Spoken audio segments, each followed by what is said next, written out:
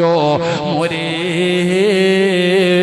തന്റെ പ്രിയപ്പെട്ട ഭാര്യയുടെ കൂടെ, സുന്ദരിയായ ഭാര്യയുടെ കൂടെ പുതപ്പിനടിയിൽ അവളുടെ ശരീരത്തിന്റെ തോലിനോട് ചേർന്ന് കിടന്നുറങ്ങുമ്പോ ആ പ്രിയപ്പെട്ടവളെ തെള്ളി മാറ്റിയിട്ട് പതിരാത്രി എഴുന്നേറ്റ് നിസ്കരിച്ച ചെറുപ്പക്കാരാ,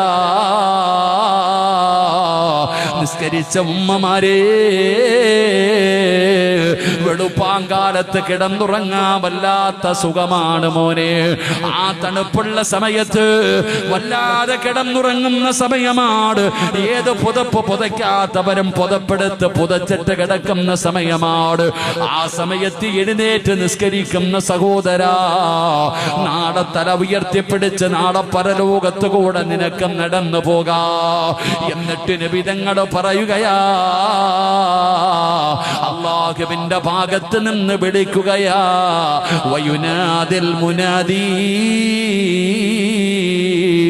മിൻ ഖിബലിർ റഹ്മാൻ, അല്ലാഹുവിന്റെ ഭാഗത്ത് നിന്ന് വിളിക്കുകയാണ്, തതജാഫാ ജുനൂബുഹും അനിൽ മലാജി വയദ്ഖുലൂനൽ ജന്ന ബിഗൈരി ഹിസാബ്. നാളെ പടച്ച റബ്ബിന്റെ കോടതിയിൽ നിൽക്കുമ്പോ അല്ലാഹുവിന്റെ ഭാഗത്ത് നിന്ന് വിളിക്കുകയാണ്, പാതിരാത്രി എഴുന്നേറ്റ് നിസ്കരിച്ചവരെവിടെ? ആ പാതിരാത്രി എഴുന്നേറ്റ് നിസ്കരിച്ചവരെവിടെ?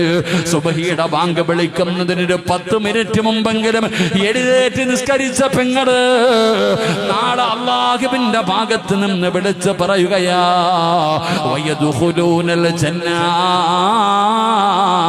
ബിഗൈരി ഹിസാബ്.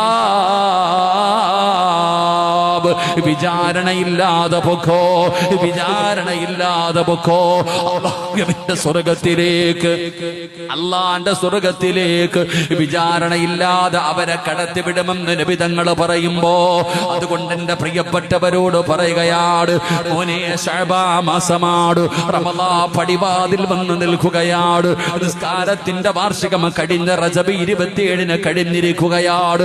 സമയമായടാ മോനെ, മനസ്സും ശരീരവും ശുദ്ധമാക്കേണ്ട മാസമാണ് ശഅബാൻ. റമളാൻ പടിവാതിൽ വന്ന് നിൽക്കുകയാണ്.